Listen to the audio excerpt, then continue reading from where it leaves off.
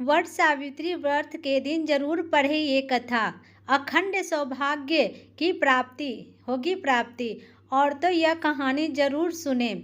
इस साल 5 या 6 मई 2024 शुक्रवार के सुहागिनी महिलाएं वट सावित्री व्रत रखेंगी और विधि विधान से बरगद के पेड़ की पूजा करेगी। इस साल 5 या 6 मई 2024 शुक्रवार को सुहागिनी महिलाएं वट सावित्री व्रत रखेगी और विधि विधान से बरगद के पेड़ की पूजा करेगी। इस दिन सुहागिनी महिलाएं अपने पति की लंबी आयु के लिए व्रत रखती है। ये व्रत सावित्री को समर्पित किया जाता है।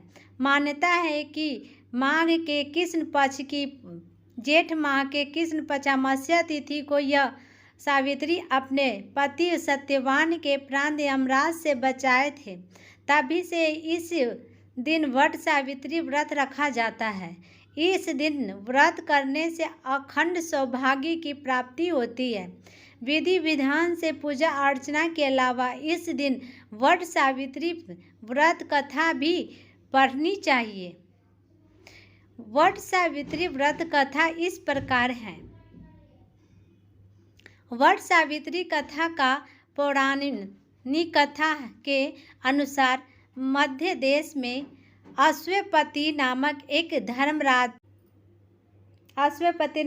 धर्मात्मा राजा का राज्य था। उसकी कोई संतान नहीं थी। संतान प्राप्ति के लिए राजा ने यज्ञ करवाया, जिसके शुभ फल से कुछ समय बाद उन्हें एक कन्या की प्राप्ति हुई। इस कन्या का नाम सावित्री रखा गया। जब सावित्री विवाह योग्य हुई तो उन्होंने सुत्यसेन के पुत्र सत्यवान को अपने पति के रूप में वरण किया। सत्यवान के पिता भी राजा थे, परंतु उनका राजपाट छिन गया था, जिसके कारण वे लोग बहुत ही दरिद्रता में जीवन व्यतीत कर रहे थे। सत्यवान के माता पिता की भी आंखों की रोशनी चली गई थी। सत्यवान जंगल से लकड़ियां काट कर लाते, उसे बेच कर जैसे तैसे अपना गुजारा कर रहे थे।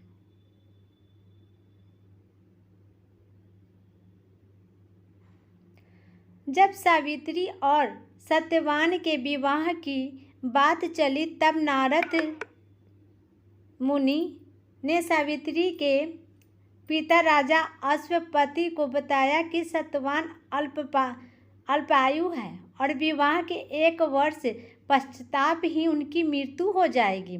उसके बाद सावित्री के पिता ने उन्हें समझाने की बहुत प्रयास की, परंतु सावित्री यह सब जानने के बाद भी अपने निर्णय पर अडिग रही।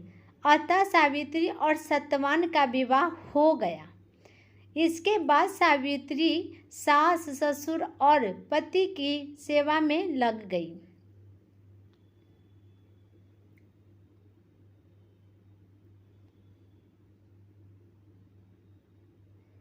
समय बीतता गया और दिन भी आ गया जो नारद मुनि ने सत्यवान की मृत्यु के लिए बताया था। उसी दिन सावित्री भी सत्यवान के साथ वन गई। वन में सत्यवान लकड़ी काटने के लिए जैसे ही पेड़ चढ़ने लगा कि उसके सिर में असहनीय पीड़ा होने लगी। कुछ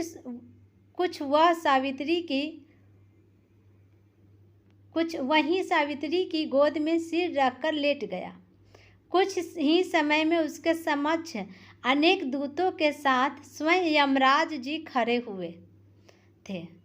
यमराज सत्यवान की आत्मा को लेकर दक्षिण दिशा की ओर चलने लगे। पवित्रता के सावित्री भी उसके पीछे चलने लगी। पतिव्रता सावित्री भी उसके पीछे चलने लगी। आगे जाकर यमराज ने सावित्री से कहा, हे पतिव्रता नारी, जहाँ तक मनुष्य साथ दे सकता है, तुम्हें अपने पति का साथ दे दिया, अब तुम लौट जाओ। इस पर सावित्री ने कहा, जहाँ तक मेरे पति जाएंगे वहाँ तक मुझे जाना चाहिए। यदि यही सनातन सत्य है। यमराज सावित्री की वाणी सुनकर प्रसन्न हुए और उनसे 3 वर मांगने को कहा। सावित्री ने कहा, मेरे सास ससुर अंधे हैं, उन्हें नेत्र ज्योति दे। यमराज जी ने तथास्तु कहकर उसे लौट जाने को कहा और फिर आगे बढ़ने लगे, किंतु सावित्री यम के पीछे ही चल रही थी। यमराज ने प्रसन्न होकर पुनः वर मांगने को कहा, दूसरा वर मांगने को कहा। सावित्री ने वर मांगा, मेरे सास ससुर का खोया हुआ राज्य उन्हें वापस मिल जाए। जिसके बाद सावित्री ने यम से वर मांगा, मैं सत्यवान के 100 पुत्र की माँ बनना चाहती हूँ, कृपया कर आप मुझे यह वरदान भी दे। सावित्री की पति भक्ति से प्रसन्न होकर सावित्री से तथास्तु कहा है। उसके बाद वर मांगा, मेरे ससुर का खोया हुआ राज उन्हें वापस मिल जाए। इसके बाद सावित्री ने यम से वर मांगा, मैं सत्यवान के 100 पुत्र की माँ बनना चाहती हूँ, कृपा कर आप मुझे वरदान दे, यह भी वरदान दे। सावित्री की पति भक्ति से प्रसन्न होकर तथास्तु। उसके बाद सावित्री ने कहा कि मेरे पति के प्राण तो आप लेकर जा रहे हैं, तो मैं उसके पुत्र प्राप्ति का वरदान कैसे पूर्ण होगा।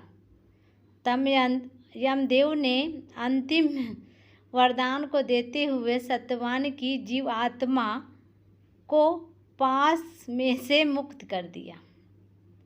सावित्री पुनः उसी वट वृक्ष के लौटी तो उन्होंने पाया कि वट सावित्री के नीचे पैर सत्यवान की मृत शरीर में जीव का संचार हो रहा है। कुछ देर में सत्यवान उठकर बैठ गया। उधर सत्यवान के माता पिता भी आंखें भी ठीक हो गए और उनका खोया हुआ राज्य भी वापस मिल गया। तो आप सबका कैसा लगा ये सत्यवान की कहानी और वट सावित्री की। और जितने भी मेरे वीडियो पर आएंगे महिलाएं, उनको मेरे तरफ से वट सावित्री की अखंड सौभाग्यवती आप सबको मिलते रहे। माता रानी से आप सबका यही दुआ है, प्रार्थना है।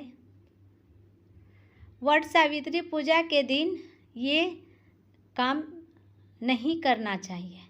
महिलाओं को सफ़ेद और नीले रंग के कपड़ा नहीं पहनना चाहिए। वट सावित्री के दिन विधवाएं महिलाओं को वस्त्र दान करने से बचना चाहिए।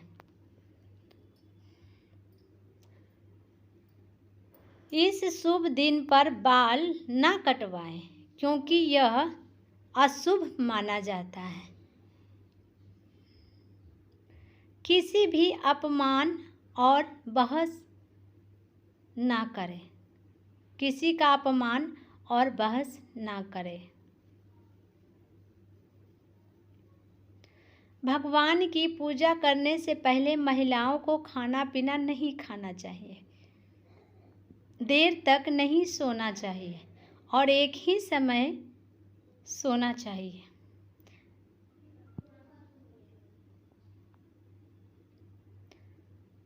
तो ये कुछ नियम हैं जो आप वट सावित्री के दिन जो पूजा कीजिएगा, तो ये उस दिन आप बिल्कुल ना करें। ऐसा काम करने से बचें बिल्कुल ही। और कौन सा काम करना चाहिए आप सब ज़रूर देखें। वट सावित्री पूजा के दिन सौभाग्यवती औरतें यह काम जरूर करें। व्रत का संकल्प लें। जिस दिन आप व्रत करना है उस दिन आप संकल्प ले कि मैं आज अच्छे से पूजा करूं। हे माता रानी, आप मुझे शक्ति दे, अच्छे से मेरी पूजा हो जाए। बरगद के पेड़ के नीचे सावित्री, सत्यवान और यमराज की पूजा करें। बरगद के पेड़ में जल, फूल, अक्षत और मिठाई चढ़ावे। पेड़ में रक्षा सूत्र बांधे और उसके चारों ओर 7 बार परिक्रमा करे। वट सावित्री पर कुमकुम फैलावे। वट सावित्री के तने के चारों ओर पीला लाल सूती धागा बांधे। पति की लंबी उम्र और सुखी वैवाहिक जीवन की कामना करे। कच्चे सूत्र में 11 गांठें लगाकर भगवान शिव और माता पार्वती को अर्पित करें। काले चने का दान करें। सुने स्थान पर या मंदिर के पास जाकर पीपल का पौधा रोपें। देर तक ना सोए और एक ही समय सोए। भजन कीर्तन करें और भगवान के स्मरण करें। समय बिताएं। पूजा में चढ़ाए गए चीज को परिवार के साथ प्रसाद के रूप में खाएं।